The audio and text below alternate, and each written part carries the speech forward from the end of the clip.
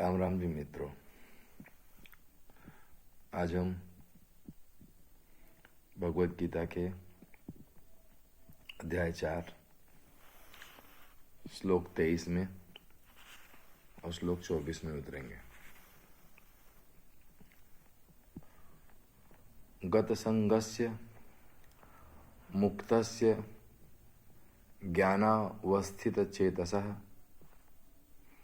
यज्ञाय आचरतः कर्म समग्रम प्रविलीयते। भगवान श्री कृष्ण अर्जुन से कह रहे हैं, क्योंकि जिसकी आसक्ति सर्वथा नष्ट हो गई है, जो देहाभिमान और ममता से रहित हो गया है, जिसका चित्त निरंतर परमात्मा के ज्ञान में स्थित रहता है, ऐसे केवल यज्ञ संपादन के लिए कर्म करने वाले मनुष्य के संपूर्ण कर्म भली भांति विलीन हो जाते हैं।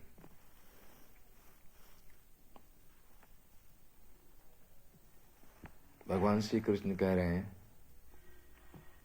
कि आसक्ति नष्ट हो गई है। ऐसे पुरुष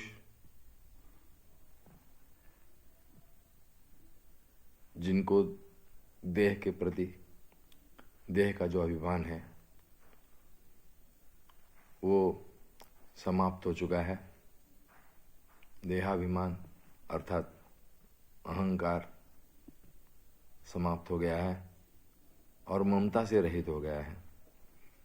ममता से रहित अर्थात मोह से रहित, जिनका मोह समाप्त हो गया है और वो निरंतर परमात्मा के ज्ञान में स्थित रहता है। ऐसे पुरुष के लिए, ऐसे मनुष्य के लिए जो कर्म की स्थिति है वो समाप्त हो जाती है। ऐसा भगवान श्री कृष्ण कह रहे हैं। अगले श्लोक में भगवान श्री कृष्ण कह रहे हैं, ब्रह्म अर्पणम ब्रह्म हविः ब्रह्माग्नो ब्रह्मणा हुतम ब्रह्म एव तेन गंतव्यम ब्रह्म कर्म समाधिना। श्लोक 24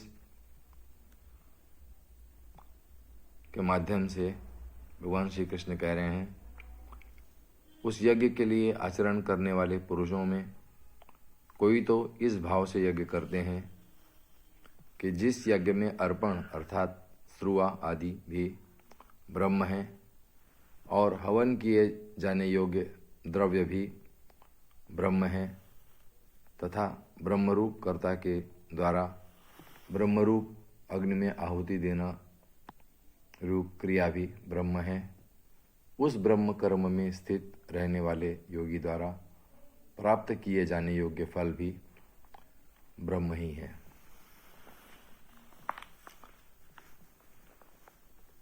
भगवान श्री कृष्ण उस ब्रह्म का जिक्र कर रहे हैं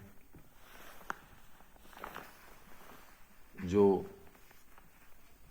तुरीयावस्था को सिद्ध करने के बाद हासिल होती है।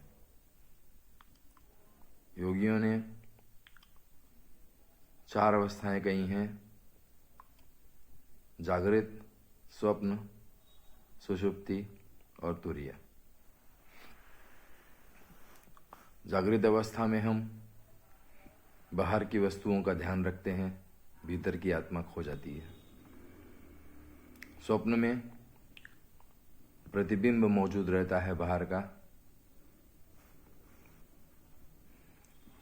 आत्मा का कोई पता नहीं होता।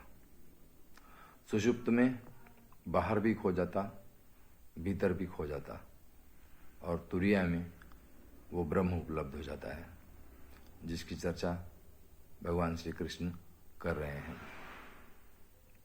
आज इतना ही। शुभ रात्रि। जय राम जी की।